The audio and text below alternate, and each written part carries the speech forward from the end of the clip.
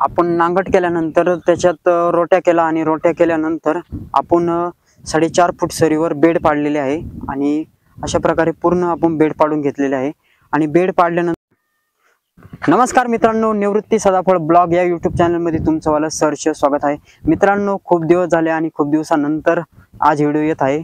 तर मित्रांनो, व्हिडिओला लाईक आणि शेअर करायला विसरू नका आणि व्हिडिओ शेवटपर्यंत बघण्याचा नक्की प्रयत्न करा। मित्रांनो, आज आपण आलं या विषयाबद्दल माहिती सांगणार आहे आणि आलं या विषय का घेऊन आलं तर कारण याच्या मागचे जे व्हिडिओ आपण आल्याचे टाकले होते त्याला चांगला भरभरून तुम्ही प्रतिसाद दिला, त्याबद्दल तुमचं मनापासून धन्यवाद। तर मित्रांनो, आपल्या तुम्हाला जे कंटेंट आवडतंय तेही कंटेंट आपण तुमच्यासाठी घेऊन येणार आहे। तर मित्रांनो, जास्त वेळ न करता व्हिडिओकडे वळूया।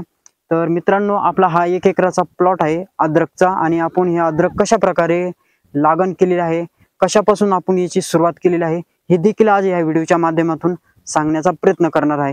तर मित्रांनो, आपला हा 1 एकराचा अद्रकचा प्लॉट आहे आणि या 1 एकराच्या प्लॉटसाठी आपण पहिलं स्टेप बाय स्टेप जाणून घेण्याचा प्रयत्न करू। तर मित्रांनो, साधारण हे कांद्याचं रान होतं आणि हे कांद्याचं रान असंच पडलेलं होतं आणि त्याला आपण 2 महिने एप्रिल आणि मे हे 2 महिने आपण त्याला नांगट करून असंच वावर पडून दिलेलं होतं। कारण का पडून दिलं होतं त्याचंही तुम्हाला मी कारण सांगतो। तर मित्रांनो, जी आपली बुरशी येईल असते शेतामध्ये, तर 2 महिने उन्हामध्ये वाळल्यानंतर ती बुरशी पुरी नाहीशी होऊन जाते आणि आपण दुसऱ्या पिकासाठी योग्य ठरते। तर म्हणजे आपण दुसरं जे पीक घेतोय त्या पिकाला बुरशी वगैरे काही लागत नाही आणि एकदम भुसभुशीत जमीन तयार होऊन जाते। म्हणजे आपण नांगट आधी जर केली तर नांगट व्यवस्थित होत नाही।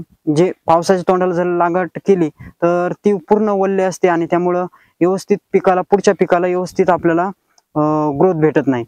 तर आपण नांगट केल्यानंतर त्याच्यात रोट्या केला आणि रोट्या केल्यानंतर आपण 4.5 फूट सरीवर बेड पाडलेले आहे आणि अशा प्रकारे पूर्ण आपण बेड पाडून घेतलेले आहे। आणि बेड पाडल्यानंतर आपण डायरेक्ट कोंबड खत बेडवर टाकलेलं आहे। कारण बेडवर आपल्याला जे खालची साईड असते तिकडे आपल्याला पीक घ्यायचं नाही राहत, तर बेडवर टाकलं तर आपल्याला पूर्णपणे आपल्याला खताचा वापर होत असतो। तर त्यामुळे आपण कोंबड खत हे बेडवरच टाकलेलं आहे आणि शेणखतही बेडवरच टाकलेलं आहे। अशा प्रकारे आपण पूर्ण शेणखत 1 एकरासाठी 4 टारल्या शेणखत आणि कोंबड खत मिक्स करून टाकलेलं आहे। तर पूर्ण आपण मिक्स करून घेत असतो। पहिल्यांदा 1 महिना आधीच मिक्स करून त्याचा डेपोट करून घेत असतो आणि ते रापल्यानंतर आपण बेडवर टाकत असतो। तर ते बेडवर टाकल्यानंतर ज्यावेळेस आपल्याला लागण करायची असते, पाऊस आल्यानंतर किंवा पावसाच्या आधी आपण लागण करत असतो। तर आपण पाऊस आल्यानंतर आपण लागण केलेली आहे आणि आपण बेणं घेतलं होतं आणि त्याला कोंब वगैरे सगळं आलेलं आहे आता।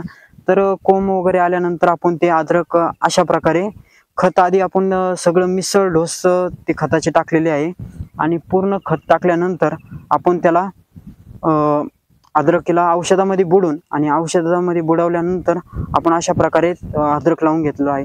आणि हे पूर्णपणे 1 एकरामध्ये आपण अद्रक लावून घेतलेलं आहे। आपल्याला अद्रकमध्ये 8 क्विंटल बेणं लागलेलं आहे। तर मित्रांनो, तुम्ही कमेंटमध्ये सांगा तुम्हाला अद्रकीला किती क्विंटल बेणं लागतं एकरी, तर हे देखील कमेंटमध्ये सांगण्याचा प्रयत्न करा। तर मित्रांनो, हा आपला साधारण आता 15 ते 20 दिवसाचा प्लॉट झालेला आहे आणि साधारण पावसाचं वातावरण, पाऊस नसल्यामुळं त्याला पाणी चालू आहे आणि उतरायलाही थोडंसं पाण्याची कमतरता झाली, त्यामुळं थोडासा प्लॉट उतरायला अजून टाईम आहे। तर साधारण 1 महिना घेत असतो। तर आपण 1 महिन्यानंतर सुद्धा दुसरा व्हिडिओ बनवण्याचा नक्की प्रयत्न करणार आहे। तर मित्रांनो, व्हिडिओ जर आवडला असेल तर लाईक आणि शेअर करायला विसरू नका। मित्रांनो, भेटू अशा नवीन पुन्हा व्हिडिओसाठी।